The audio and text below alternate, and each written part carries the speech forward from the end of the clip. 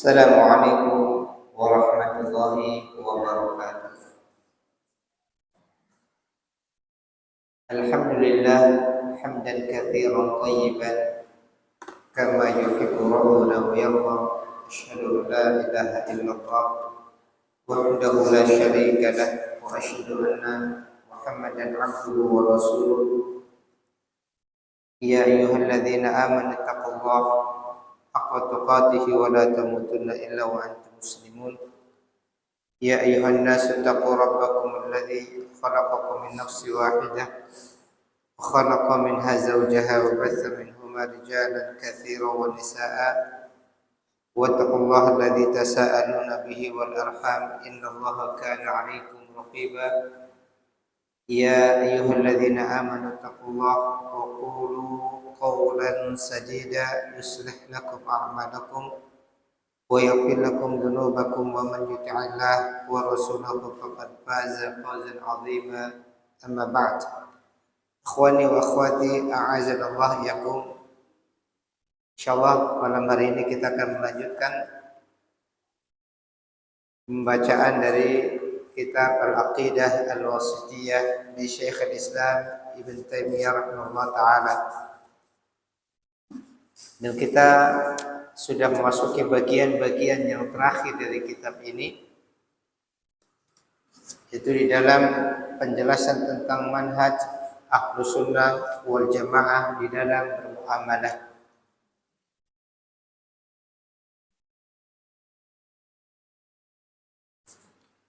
Pada pembahasan pekan sebelumnya kita sampai penjelasan tentang sifat-sifat Ahlus Sunnah wal Jamaah dan kenapa mereka dinamakan Ahlus Sunnah atau Ahlul Jamaah. Mereka dinamakan Ahlus Sunnah karena mereka adalah orang-orang yang senantiasa berpegang teguh dengan sunnah-sunnah Nabi Sallallahu Alaihi Wasallam, yaitu ajaran Nabi Sallallahu Alaihi Wasallam. Dan Ahlul Jamaah karena mereka adalah orang-orang yang senantiasa berkumpul di atas kebenaran. Karena al-jamaah artinya orang-orang yang berkumpul di atas al-haq, kebenaran. Meskipun seorang diri, karena hakikatnya orang-orang di atas kebenaran, dia adalah orang-orang yang senantiasa bersama kaum muslimin dari generasi pendahulu ini, yang mana mereka istiqomah di atas al-haq, di atas kebenaran. Kemudian kita akan lanjutkan pada bagian berikutnya dari perkataan Syekhul Islam Ibn Taimiyah rahimahullah ta'ala, di mana beliau Syekhul Islam kemudian mengatakan, summa hum ma'a hadhihi al-usul ya'muruna bil ma'ruf wa yanhaw 'anil munkar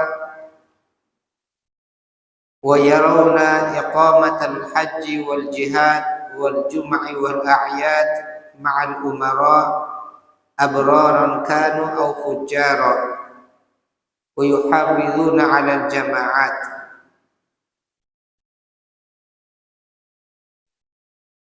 Kemudian mereka Ahlus Sunnah wal Jamaah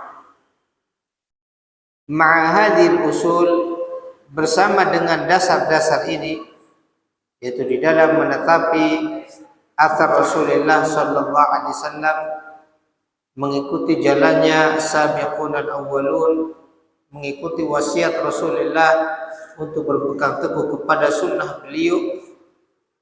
Maka bersama pokok-pokok ini, kata Syekhul Islam, ya'muruna bil ma'ruf wa yanhauna 'anil munkar.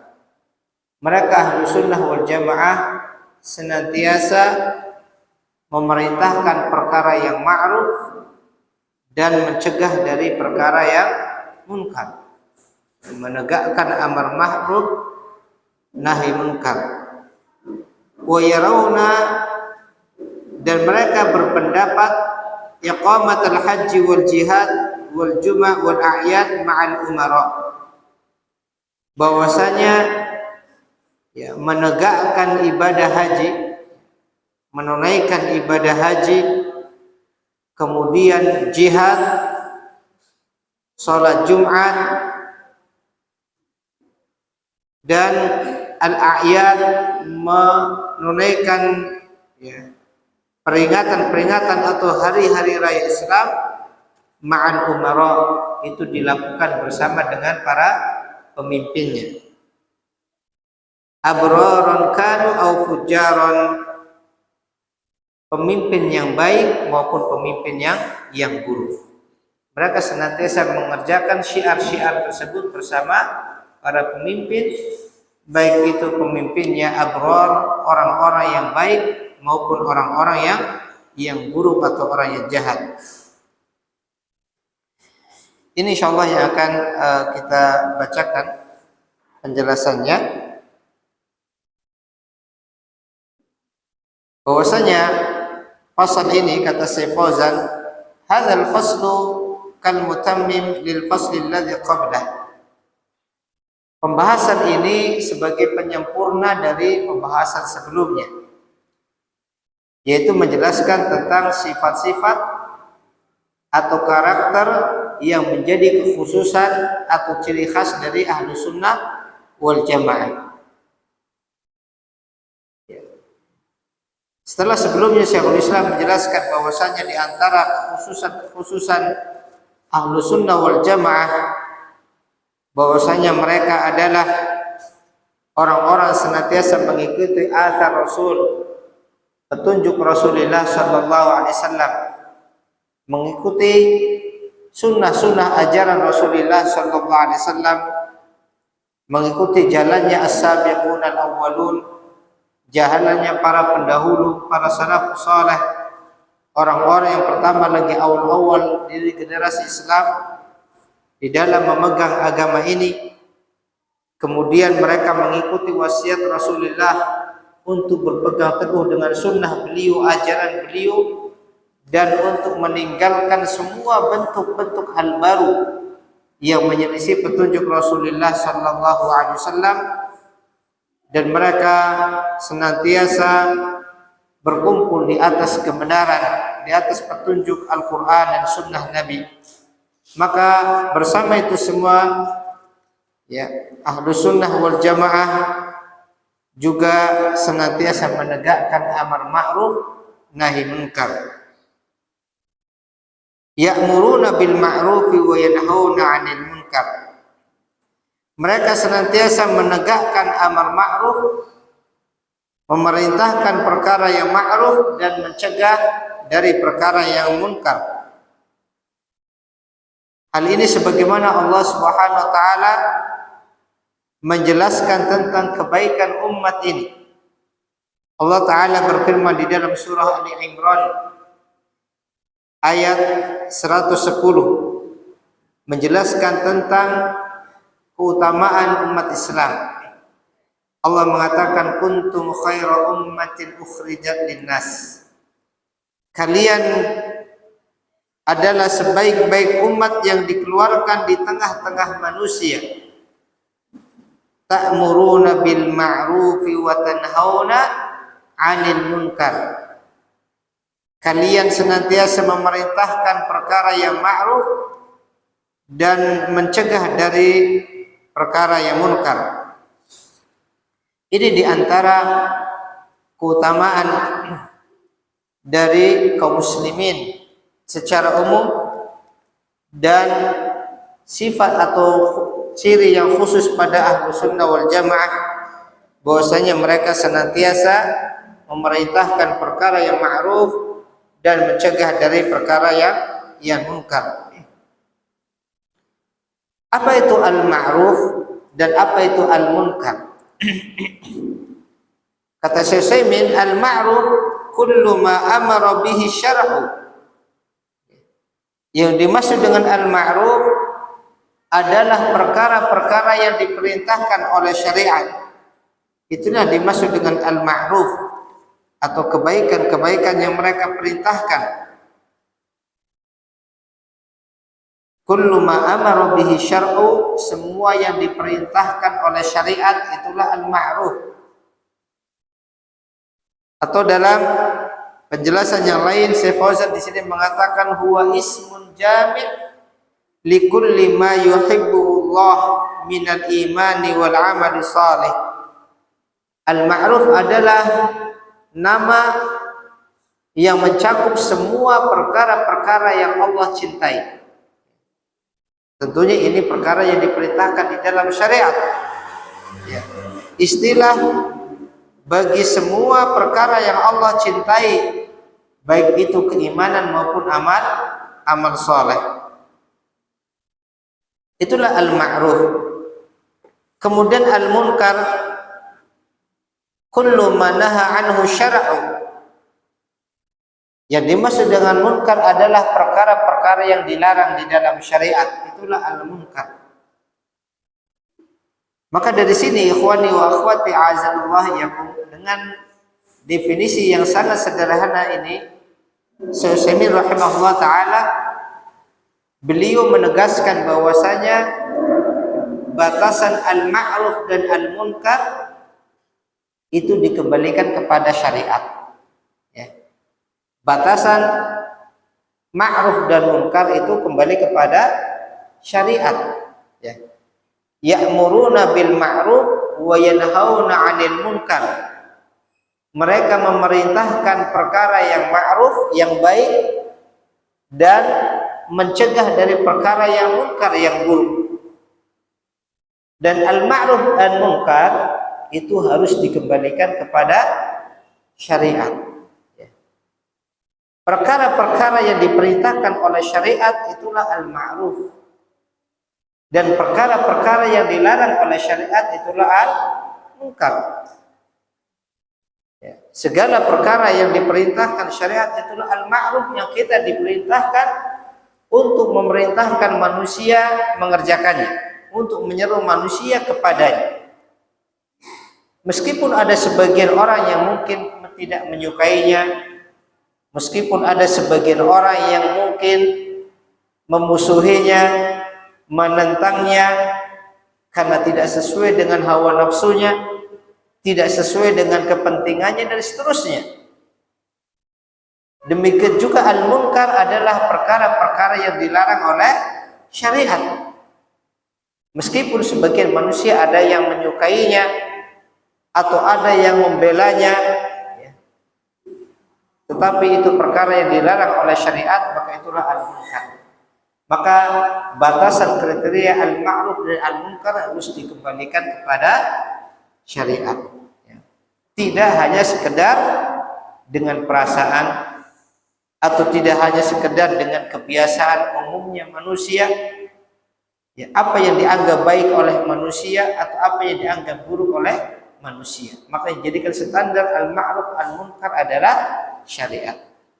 Maka seseorang tidak bisa menegakkan al-amru bil ma'ruf wan nahyu 'anil munkar kecuali dia harus kembali kepada dalil-dalil di dalam syariat ini. Inilah definisi al-ma'ruf dan al-munkar. Kullu ma amara bihi syar'u fa huwa ma'rufun. Semua yang diperintahkan oleh syariat itulah al-ma'ruf. Maka ahlu sunnah wal jamaah senantiasa mengajak manusia kepada perkara tersebut. Dan semua perkara-perkara yang dilarang oleh syariat adalah al-munkar. Maka ahlu sunnah wal jamaah senantiasa mencegah manusia, menghalangi manusia, ya, dari perkara tersebut. Allah Subhanahu wa taala berfirman, "Wal takum minkum ummatun yad'una ilal khairi wa ya'muruna bil ma'ruf wa yanhauna 'anil munkar." Di dalam surah Ali Imran ayat 104 Allah berfirman yang artinya, hendaklah ada di antara kalian segolongan yad'una ilal khair, sekelompok manusia yang senantiasa menyeru kepada kebaikan, ya'muruna bil ma'ruf, yang mereka memerintahkan perkara yang ma'ruf dan mencegah dari perkara yang munkar. Maka ahlu sunnah wal jamaah mereka senantiasa memperhatikan perkara ini, menegakkan amar ma'ruf nahi munkar sesuai dengan ketentuan-ketentuan yang ditetapkan di dalam syariat ini, sesuai dengan batasan-batasan yang ditentukan oleh syariat. Makanya Syekhul Islam mengatakan ala ma tujibuhu syariah, sesuai dengan ketentuan-ketentuan syariat. Karena nanti ada orang-orang yang menegakkan amar ma'ruf nahi munkar tetapi menyelisih ketentuan-ketentuan syariat. Sehingga akhirnya mereka bukan lagi menegakkan yang ma'ruf, mencegah yang munkar, bahkan mungkin sebaliknya mereka memerintahkan yang munkar, mencegah, menghalangi manusia dari yang ma'ruf.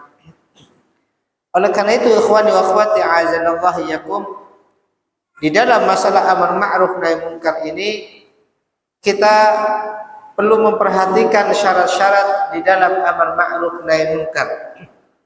Kata Syekh Utsaimin, walakin yushtaratu lil amri bil ma'ruf wan nahyi 'anil munkar ay yakuna 'ala ma tujibuhu syari'ah wa taqtadhi.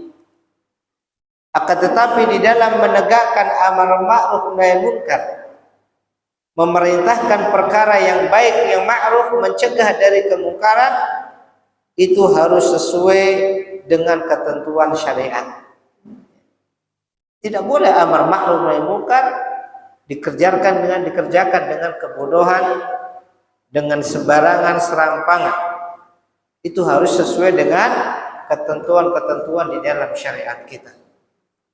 Paling tidak disebutkan oleh beliau di sini Syekh Utsaimin ada 6 syarat di dalam amar ma'ruf nahi munkar. Kita akan bacakan satu demi satu. Ya. Walidzalika syurut.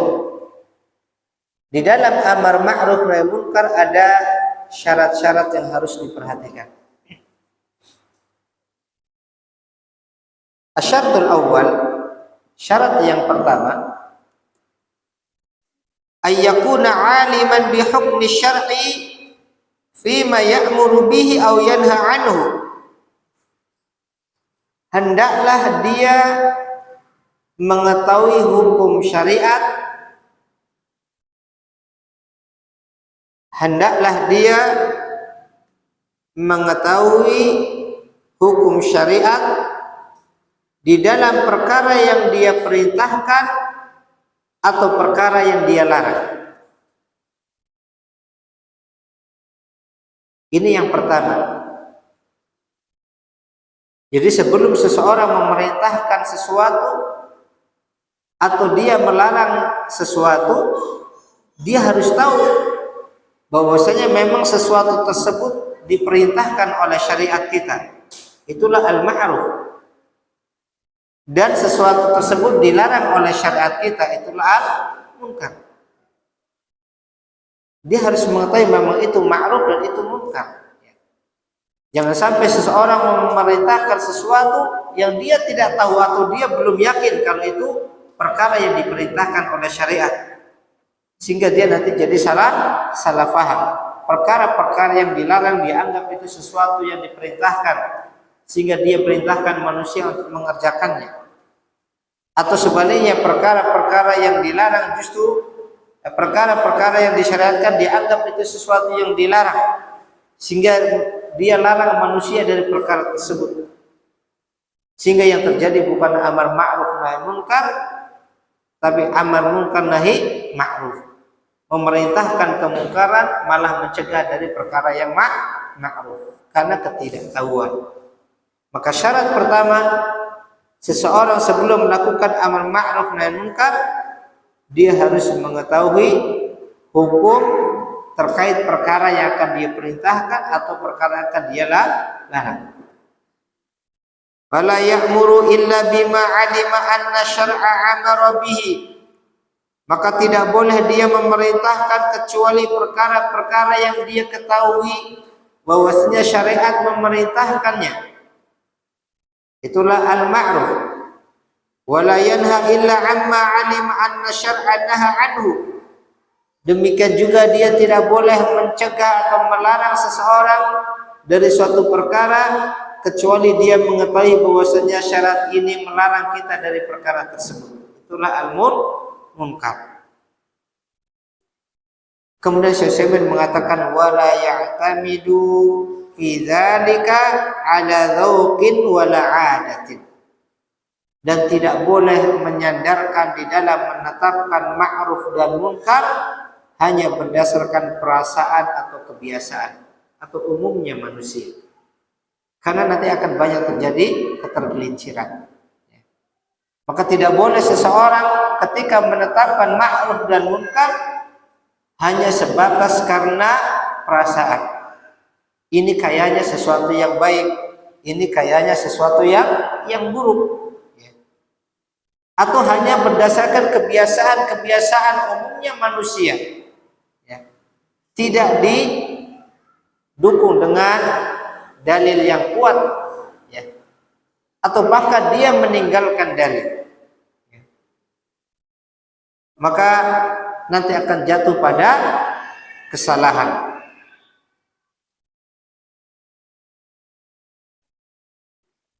Liqaulihi ta'ala li rasulih sallallahu alaihi wasallam. Hal ini berdasarkan firman Allah Subhanahu wa taala di dalam surah Al-Maidah ayat 48. Allah taala berfirman di dalam surah Al-Maidah ayat 48, "Fahkum bainahum bima anzalallah wa la tattabi' ahwa'ahum amma ja'aka minal haqq."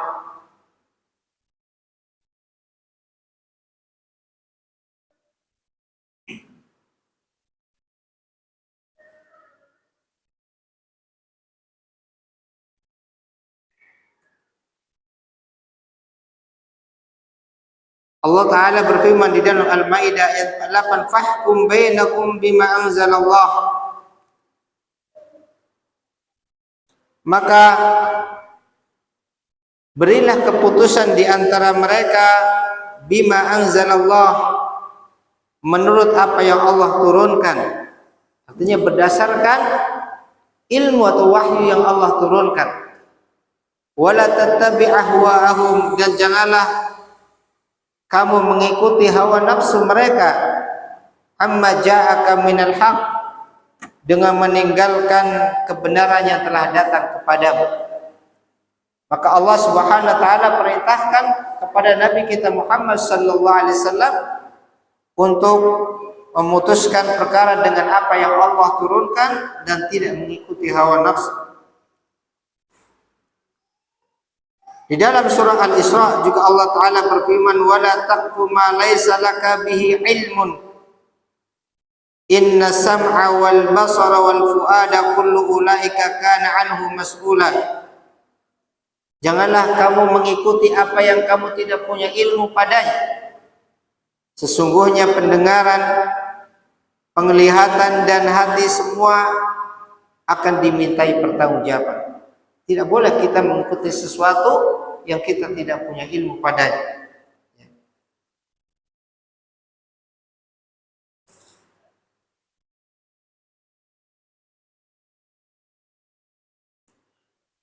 Kemudian Syekh di sini mengatakan, falau ra'a shakhsan yaf'alu syai'an al-aslu fihi al-hil. Apabila ada seseorang dia melihat orang lain melakukan sesuatu yang hukum asalnya itu adalah perkara yang diperbolehkan di dalam syariat, tidak terlarang, fa innahu la yahillu lahu ayyanhahu anhu, maka tidak boleh dia melarang orang tersebut dari perkara tersebut. Apabila ada seseorang melakukan perkara secara asal itu hal yang dibolehkan, maka dia tidak boleh melarangnya hatta ya'lama annahu haramun aw manhiyun anhu, sampai dia jelas mengetahui bahwasanya yang dilakukan itu sesuatu yang haram atau yang terlarang. Artinya kalau sesuatu yang belum jelas keharamannya atau belum jelas larangannya, maka tidak boleh kita mencegahnya.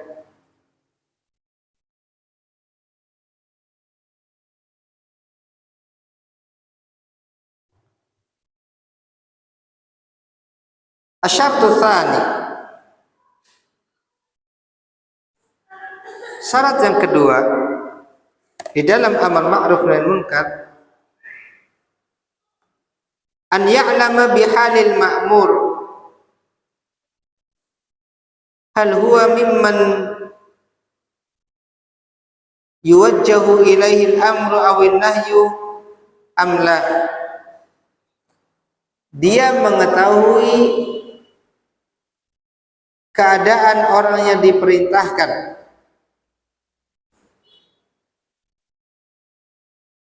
dia mengetahui keadaan orang yang diperintahkan, apakah dia termasuk orang yang terkena larangan, terkena perintah atau larangan atau bukan.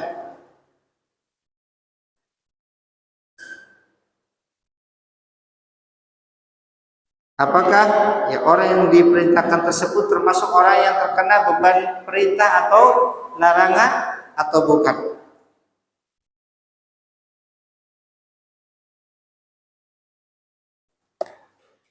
Artinya ketika kita memerintahkan sesuatu atau melarang sesuatu kepada orang lain, kita harus lihat kondisi orang yang akan kita perintahkan atau orang yang kita larang tersebut.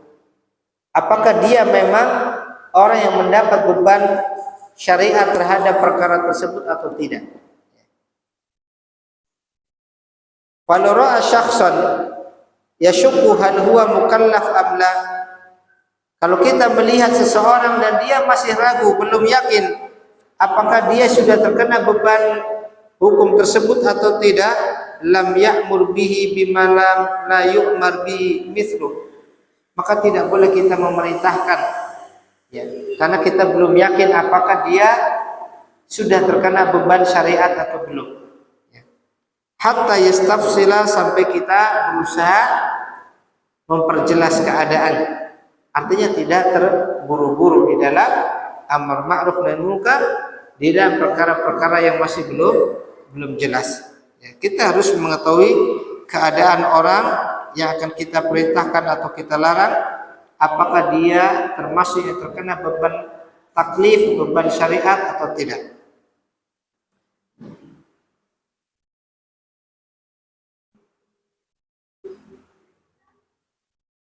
Asyartu tsalis, syarat yang ketiga, ayyakuna aliman bihalil ma'mur hala taklifihi.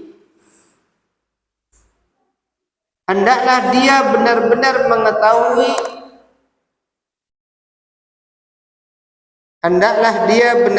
mengetahui, keadaan orang yang dia perintahkan,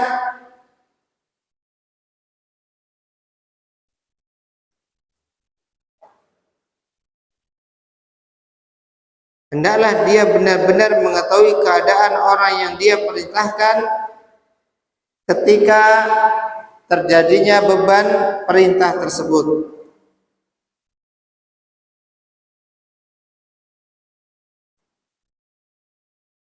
Dicontohkan di sini maksud dari syarat ketiga ini, falau ra'a syakhsan dakhala al-masjid thumma jalas. Ketika dia melihat misalkan ada seseorang masuk ke dalam masjid, lalu dia duduk, ya, wa syakka hal shalla rak'ataini, dan dia ragu-ragu apakah orang tersebut sudah sholat 2 rakaat atau tidak, sholat tahiyatul masjid. Dan ini termasuk sholat yang sangat ditekankan, sholat tahiyatul masjid 2 rakaat sebelum duduk. Ketika dia ragu-ragu apakah orang tadi sudah sholat tahiyatul masjid atau tidak, fala yunkar alaih wala ya'mur bihima,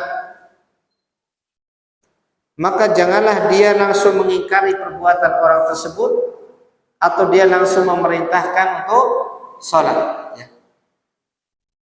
Hatta yastafsila, sampai dia, ya, mencari kejelasan dulu. Mungkin dengan bertanya, maaf Bapak, wahai saudara, apakah tadi saya lihat Anda langsung duduk, apakah Anda sudah sholat atau belum? Tidak langsung kita, ya, melarangnya atau menghardiknya atau langsung kita perintahkan. Sampai kita yastafsil. Yastafsil itu artinya meminta kejelasan. Dalilu dzalika, dalil dari hal tersebut artinya kita tidak langsung memerintahkan atau melarang sesuatu yang kita belum jelas. Dalilnya anna Nabiya sallallahu alaihi wasallam kana yakhutubu yaumal jum'ah. Dahulu Nabi pernah khutbah ketika di hari Jumat. Beliau sedang berkhutbah, ya. Fadakhala rajulun fajalas. Lalu tiba-tiba ada seseorang masuk ke masjid dan duduk. Akhirnya berarti dia belum mengerjakan sholat tahiyatul masjid. Faqala lahu Nabi sallallahu alaihi wasallam, lalu Nabi sallallahu alaihi wasallam bertanya kepada orang tersebut, "As-shalaita, apakah kamu sudah sholat?" Maksudnya sholat tahiyatul masjid, ya. Qala la, ya. Dia mengatakan belum. Saya belum sholat. Jadi Nabi bertanya terlebih dahulu. Nabi tidak langsung mengatakan ya fulan, ya, bangkitlah dan sholat. Tapi Nabi yastafsil, Nabi bertanya untuk memperjelas keadaan orang tersebut. Ya. Nabi bertanya, as-shalaita, apakah kamu sudah sholat? Qala lam. Dia mengatakan tidak, belum. Qal, setelah itu baru Nabi mengatakan kum, berdirilah kamu, fasholli raka'atain, ya.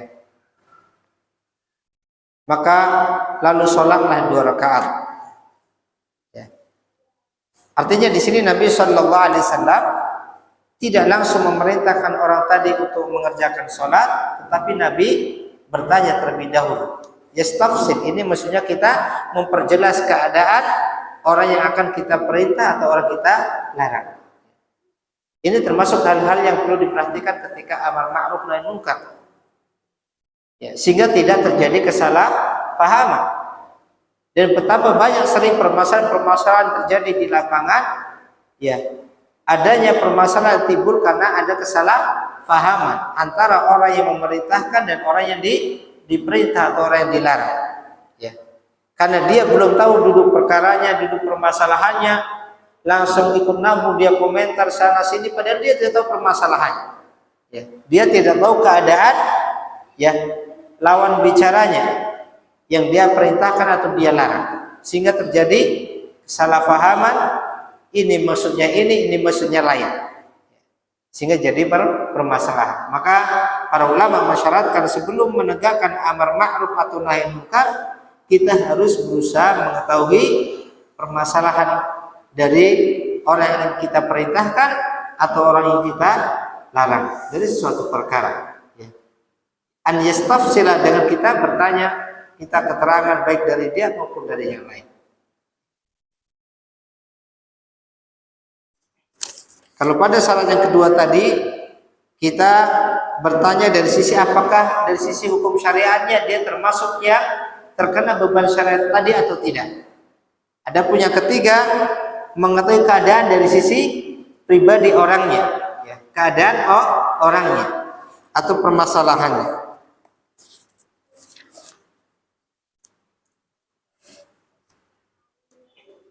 Kemudian di sini saya ingin memberikan sebuah kisah, ya, sebagai contoh, ya, penerapan amar ma'ruf yang kurang tepat. Laqad nuqila li anna ba'dhan nasi yaqul, pernah disampaikan kepadaku, kata Syekh Utsaimin, ada sebagian orang yang berpendapat mengatakan yuhramu an yusajjalal Qur'anu bi asyrati, tidak boleh Al-Qur'an itu direkam. Artinya ada informasi sampai berita kepada beliau, ada orang yang melarang untuk merekam bacaan Al-Quran, ya. Li'anna dzalika ihanatun lil Qur'ani 'ala za'mi, ya, karena hal itu merekam Al-Quran, ya, di dalam kaset-kaset, ya, itu akan merendahkan Al-Quran menurut anggapan dia. Fayanhan nasa an yusajjilul Qur'ana 'ala hadhil asyrita, sehingga dia pun melarang orang-orang untuk merekam Al-Quran di kaset, ya. Li dhannihi annahu munkar, karena dia menganggap itu suatu bentuk kemungkaran karena akan merendahkan Al-Qur'anul Karim. Ini menurut dugaan dia. Dan tentunya ini tidak tidak tepat argumen seperti ini. Anggapan bahwasanya merekam Al-Quran, baca Al-Quran di kaset itu sebuah bentuk penghinaan atau merendahkan Al-Quran, ini sesuatu yang kurang pas. Dia melarang manusia dari hal tersebut karena dia menganggap itu sesuatu yang munkar. Fanaqulu lahu, maka kami katakan kepadanya, kata Sulaiman, innal munkara an tanhahum an syai'in lam ta'lam annahu munkar. Sesungguhnya sesuatu yang kemungkaran, sesungguhnya hakikat kemungkaran adalah kamu melarang seseorang dari sesuatu dalam keadaan kamu tidak tahu apakah itu mungkar atau tidak. Itulah kemungkaran. Artinya itu sesuatu yang menyelisih syariat, ya. Itu melarang sesuatu yang kamu belum tahu apakah itu mungkar atau tidak. Artinya dia belum yakin. Ya. Dan ini perlu kita perhatikan di lapangan nanti banyak. Ya. Jangan sampai kita melarang sesuatu dalam kondisi kita belum begitu paham dengan sesuatu tersebut. Ya. Sehingga kita melarang sesuatu dalam kondisi kita tidak tahu, kita anggap itu sesuatu kemungkaran, padahal sejatinya itu bukan kemungkaran. Itulah kemungkaran sendiri, yaitu memerintahkan sesuatu yang dia sendiri tidak mengetahuinya. Fala budda an ta'lama anna hadza munkarun fi dinillah. Maka perlu kita ketahui, perlu diketahui, ya, perlu engkau ketahui bahwasanya hal seperti ini, melarang sesuatu, melarang seseorang dari suatu perkara yang kita tidak tahu hukum sesuatu tersebut, ini adalah sesuatu yang diingkari di dalam agama Allah. Wa hadza fi ghairil ibadat. Ini di dalam masalah-masalah selain ibadah. Artinya ketika kita melarang seseorang dari perbuatan-perbuatan, perkara-perkara yang kita belum tahu secara jelas dalilnya itu sesuatu yang haram, ya, itu tidak diperbolehkan. Kenapa? Karena al-aslu, ya, fil ada al-ibahah. Hukum asal di dalam masalah-masalah dunia itu sesuatu yang diperbolehkan, kecuali ada jelas larangannya. Amma al-ibadat, atau adapun di dalam urusan-urusan ibadah, kata Sulaiman, fa innana law ra'ayna rajulan yata'abbadu bi ibadatin. Di dalam urusan-urusan ibadah, bukan urusan-urusan dunia, di dalam urusan-urusan ibadah yang kaitannya dengan ibadah, seandainya kita melihat seseorang melakukan suatu ibadah, lam ya'lam annaha mimma amara Allah bihi, dan dia belum mengetahui apakah itu termasuk ibadah yang Allah perintahkan atau bukan, fa innana nanhahu, maka kita harus mencegahnya, melarangnya. Li'annal asla fil ibadati al-man'u, karena hukum asal di dalam ibadah itu terlarang, tidak boleh dikerjakan.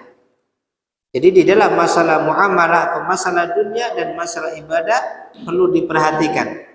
Ya, ada perbedaan di sini di dalam mensikapinya. Ya.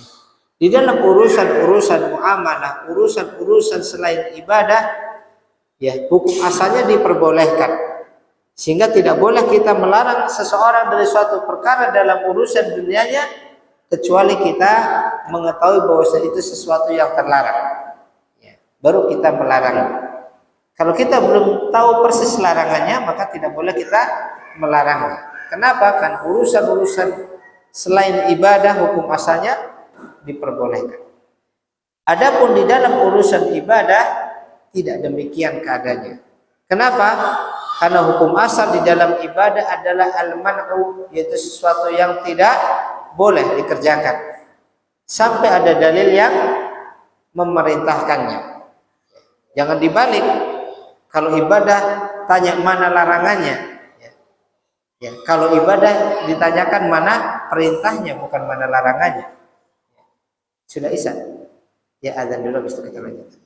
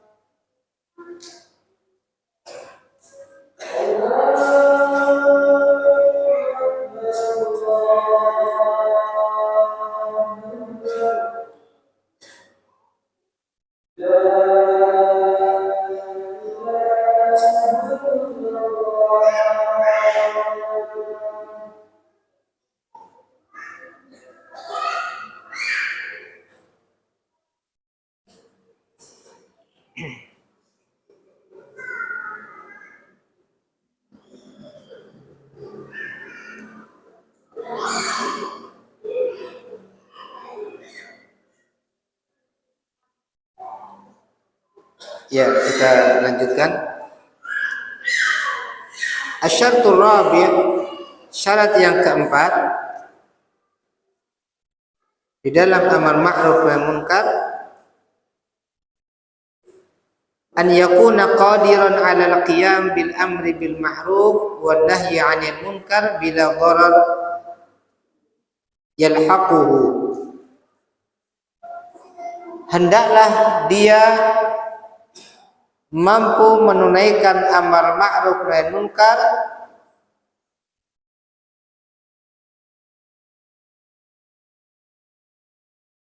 hendaklah dia mampu menunaikan amar ma'ruf nahi munkar dengan tanpa menimbulkan bahaya yang akan mengenainya,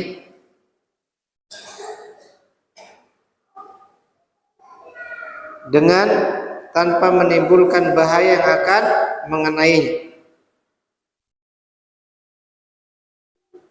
Fa in lahiqahu dararun lam yajib alaih, apabila dia bisa terkena keburukan atau madarat, maka itu tidak diwajibkan atasnya.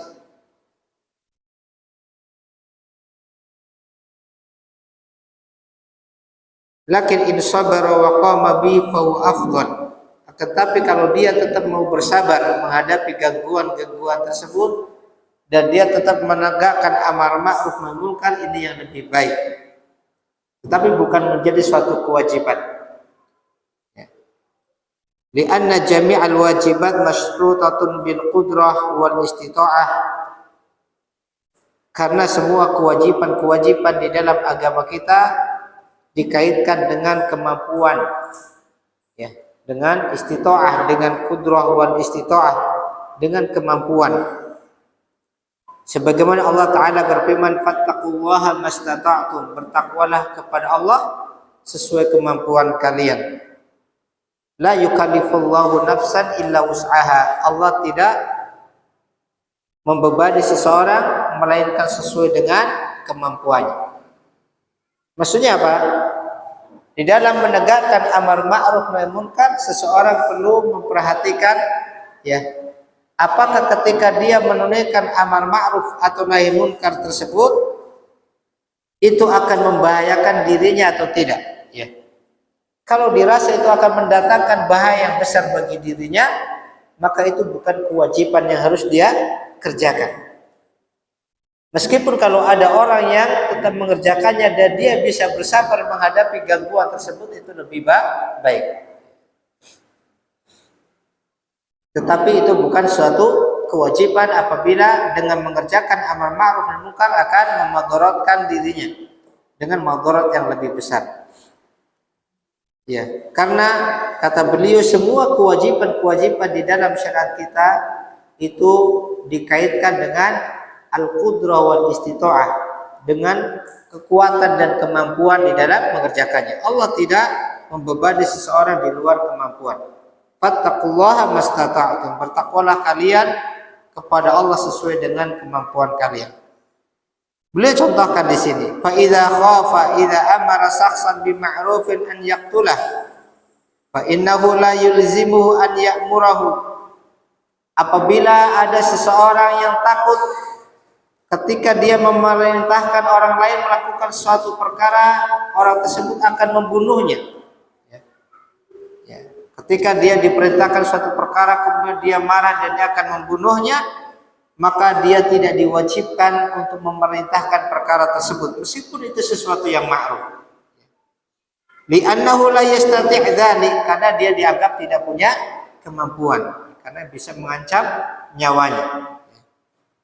Bal qad yuhramu 'alaihi hina idzin, bahkan bisa jadi itu sesuatu yang diharamkan kalau itu mengancam nyawa.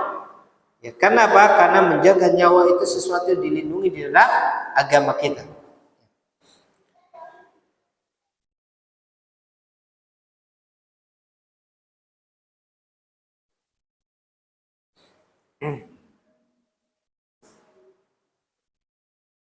Ini apabila dia khawatirkan mendatangkan, ya, bahaya yang mengancam diri, maka itu tidak diwajibkan.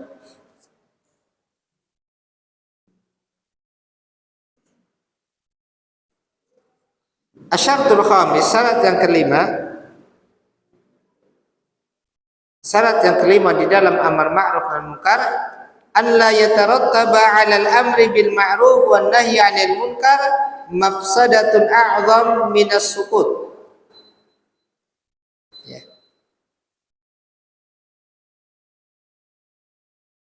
Amar ma'ruf nahi munkar tersebut tidak menyebabkan kerusakan yang jauh lebih besar.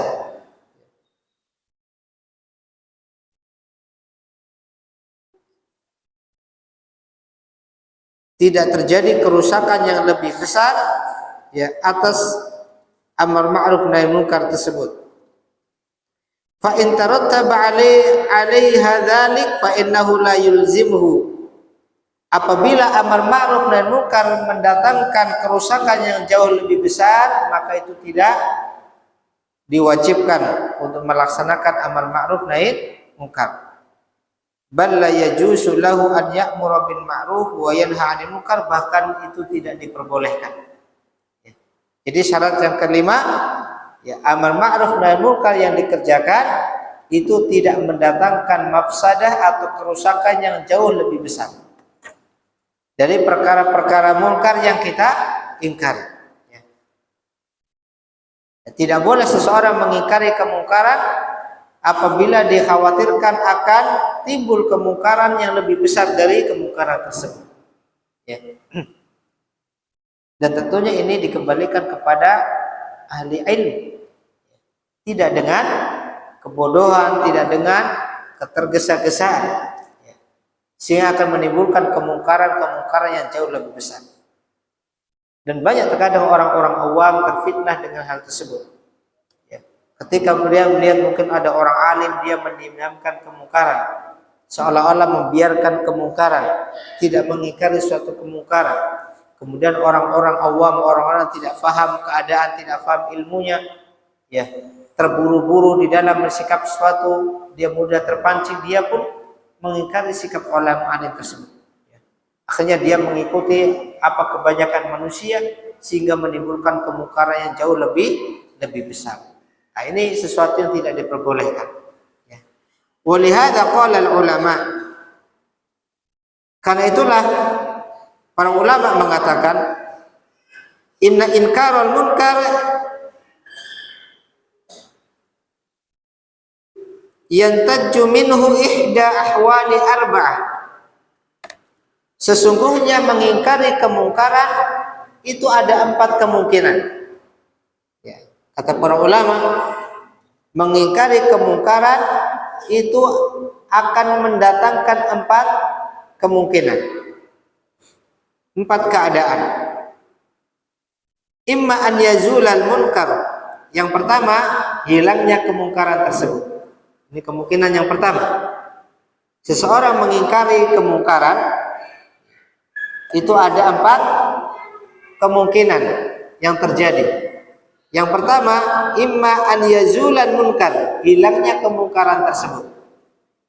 Kemungkaran yang diingkari akan hilang setelah diingkari. Au yatahawwala ila akhaffin minhu, atau berpindah kepada kemungkaran yang lebih kecil. Ya. Jadi tidak hilang 100%. Ya. Tapi akan muncul kemungkaran lain, tetapi sisi mungkarnya lebih kecil, kerusakannya lebih kecil. Ini yang kedua. Kalau kemungkinan yang pertama tadi hilangnya kemungkaran tersebut, kemungkinan yang kedua berpindah kepada kemungkaran yang lebih kecil atau lebih ringan. Au ila mithlu, atau yang ketiga mendatangkan kemungkaran yang semisalnya, kemungkaran lain yang nilainya sebanding dari sisi madaratnya. Kemungkaran tadi hilang tapi muncul kemungkaran yang lain yang sebanding nilainya. Ini kemungkinan yang ketiga. Au ila a'zam min, atau mendatangkan kemungkaran yang jauh lebih besar kerusakannya. Ini 4 kemungkinan di dalam inkarul munkar. Dan tidak mungkin keluar dari 4 ini. Yang pertama, hilangnya kemungkaran tersebut. Yang kedua, berpindah kepada kemungkaran lain yang lebih ringan. Yang ketiga, ya, mendatangkan kemungkaran lain yang semisal. Atau yang keempat, menimbulkan kemungkaran yang jauh lebih besar. Ammal halatul ula wa tsaniyah fal inkar wajib, kata Syekh. Adapun apabila yang terjadi keadaan yang pertama dan yang kedua dengan inkarul munkar, dengan mengingkari kemungkaran, tentunya setelah kita tahu bahwasanya memang itu kemungkaran, bukan hanya katanya, bukan hanya perasaan, bukan hanya umumnya, memang benar-benar itu satu kemungkaran. Kemudian kalau kita lakukan pengingkaran tersebut, ya,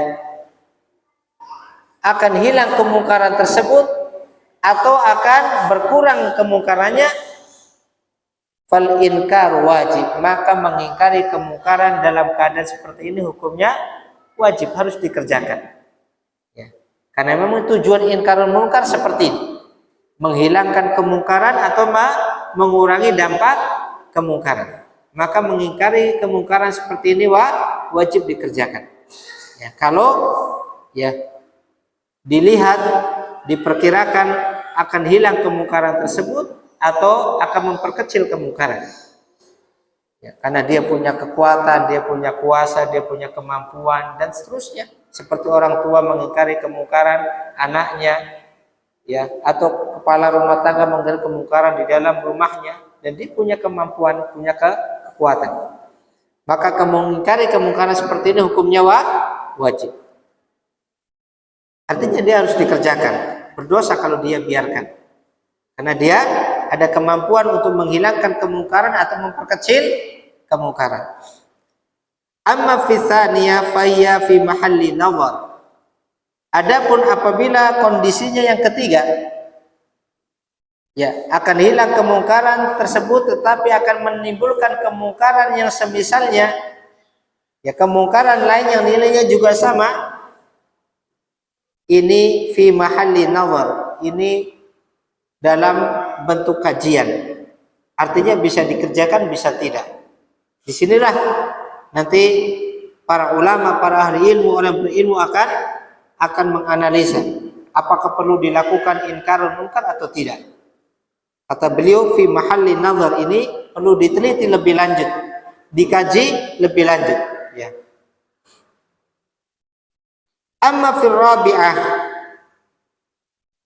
adapun keadaan yang keempat, yaitu akan menimbulkan kemungkaran yang jauh lebih besar, ya, kemungkaran tadi hilang, tetapi akan muncul dengan sebab itu, dengan inkarul munkar, dengan kita mengingkari kemungkaran tersebut, akan muncul kemungkaran lain yang jauh lebih rusak, yang itu tidak terjadi kalau kita tidak melakukan inkarul munkar.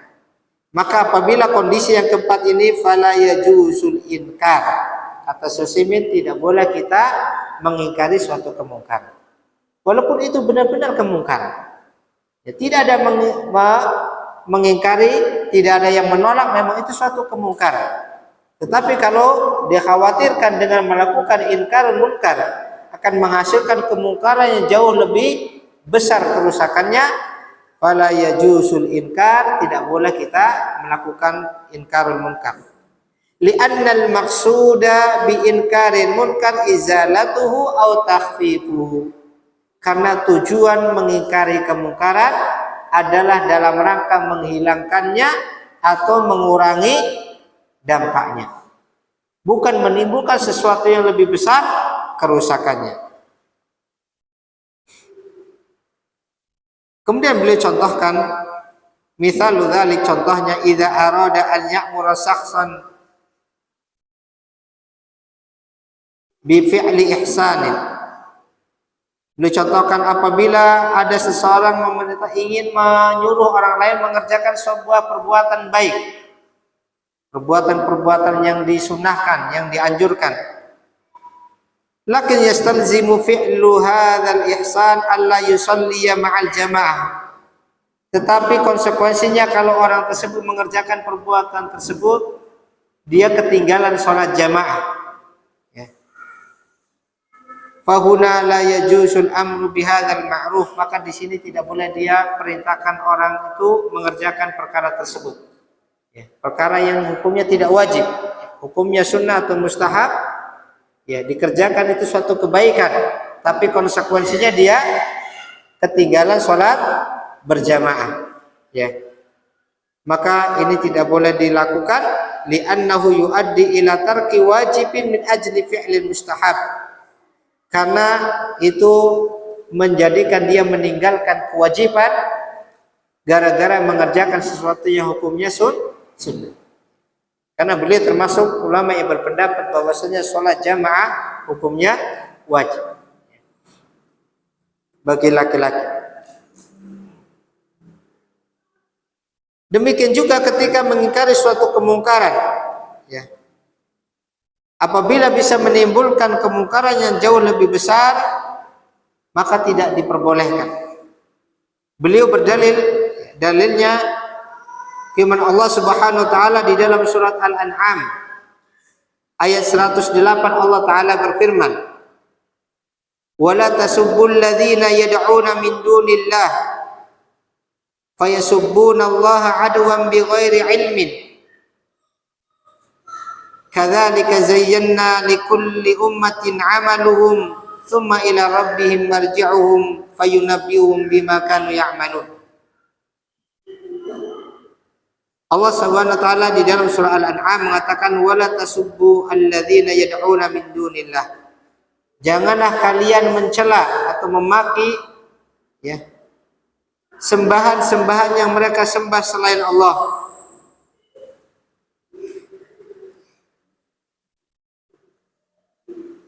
Karena mereka nanti akan memaki Allah, mencela Allah dengan celaan yang melampaui batas tanpa ilmu. Kadzalika zayyana likulli ummatin 'amalahum. Demikianlah kami jadikan setiap umat menganggap baik perbuatan mereka. Summa ila rabbihim marji'uhum. Kemudian kepada Tuhan mereka lah mereka akan dikembalikan. Fayunabbi'uhum bima kanu ya'malun. Dan lalu Allah memberitahukan kepada mereka apa yang dahulu mereka senantiasa kerjakan. Maka di dalam ayat ini Allah Subhanahu wa taala tidak melarang kita untuk mencela sembahan-sembahan ya orang-orang yang menyembah selain Allah, apabila dikhawatirkan mereka akan mencela Allah Subhanahu wa taala.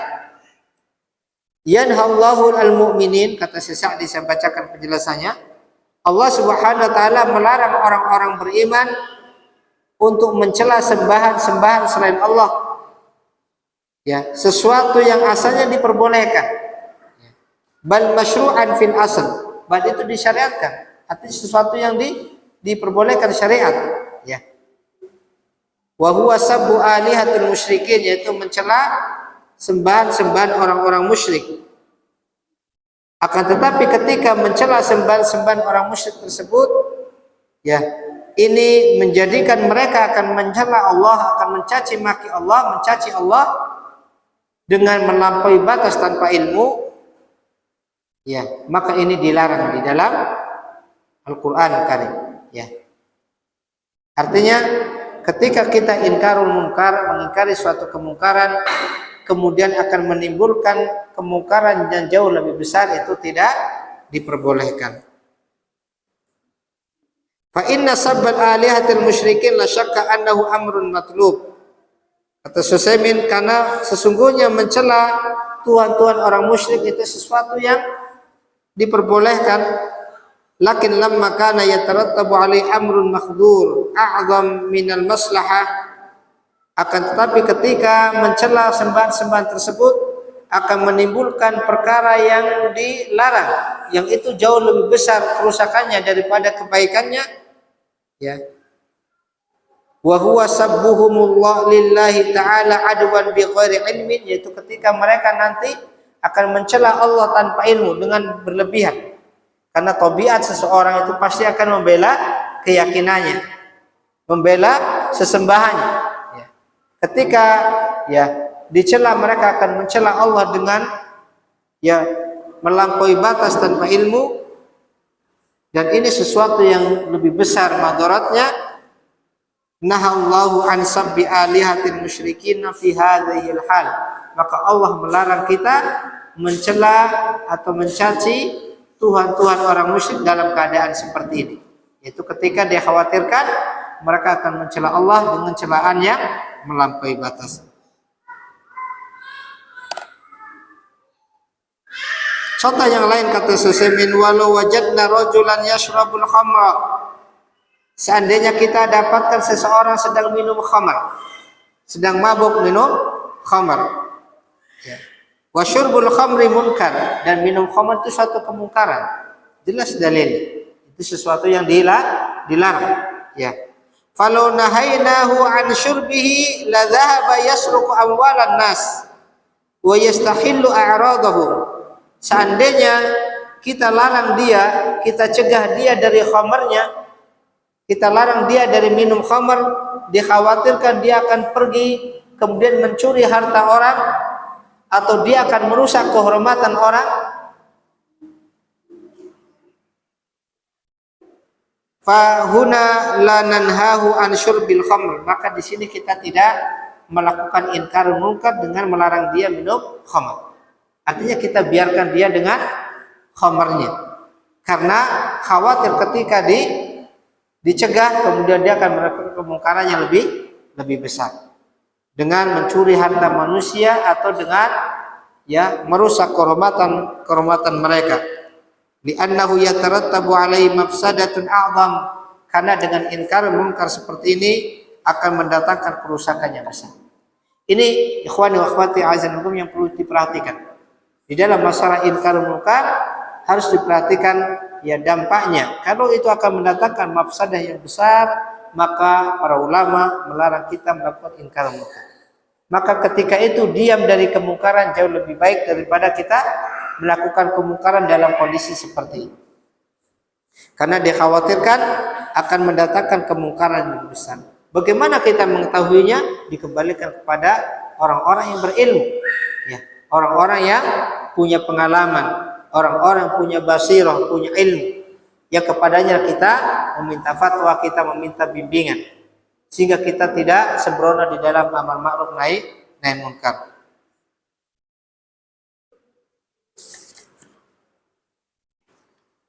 Kemudian yang terakhir yang boleh sebutkan di sini, asyartu sadis, syarat yang keenam, ayyakuna hadzal amir awin nahi qa'iman bima ya'muru bihi muntahiyan amma yanha anhu. Hendaklah orang yang memerintahkan perkara yang ma'ruf, dia orang yang mengerjakan perkara tersebut, dan orang yang mencegah dari kemungkaran, dia orang yang meninggalkan kemungkaran tersebut. Wa hadza ala ra'yi ba'dil ulama, ini menurut sebagian pendapat ulama. Artinya syarat keenam ini diperselisihkan. Ada sebagian ulama yang mensyaratkan di dalam memerintahkan suatu kemungkaran, hendaklah dia orang yang pertama melakukan dulu, atau di dalam melarang suatu kemungkaran dialah orang pertama yang meninggalkan kemungkaran tersebut. Sebelum dia memerintahkan orang lain suatu perkara kebaikan, dia yang melakukannya, dan sebelum orang lain dia melarang orang lain suatu kemungkaran, dia orang yang meninggalkan. Ini kata Syekh Utsaimin menurut pendapat sebagian ulama, walaupun kata beliau jumhur ulama tidak menetapkan syarat ini. Adapun jumhur ulama tidak menjadikan ini sebagai syarat di dalam inkarul amar ma'ruf nahi munkar, bahwasanya orang menegakkan amar ma'ruf munkar harus dia melakukan terlebih dahulu. Maka ada sebagian ulama yang mensyaratkan. Kenapa mereka mensyaratkan demikian? Mereka berdalil dengan firman Allah Subhanahu wa taala ketika menjelaskan tentang orang-orang Bani Israel, di mana Allah taala berfirman tentang Bani Israel, "Atamuruna an-nasa bil birri wa tansawna anfusakum wa antum tatluna al-kitab afala ta'qilun." Apakah kalian memerintahkan manusia dengan kebaikan sedang kalian melupakan diri kalian? Wa antum tatluna al-kitab, sedangkan kalian membaca Alkitab. Afala ta'qilun, apakah kalian tidak berpikir? Allah mencela Bani Israel yang memerintahkan perkara yang baik, yang ma'ruf, sedang mereka melalaikan diri mereka sendiri dari perkara tersebut.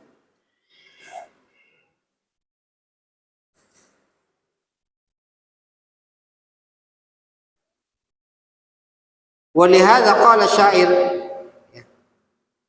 demikian juga sebagaimana perkataan seorang penyair, kata beliau, la tanha an khuluqin wa ta'tiya mithlah, janganlah engkau melarang dari sesuatu perkara sedangkan engkau sendiri melakukannya.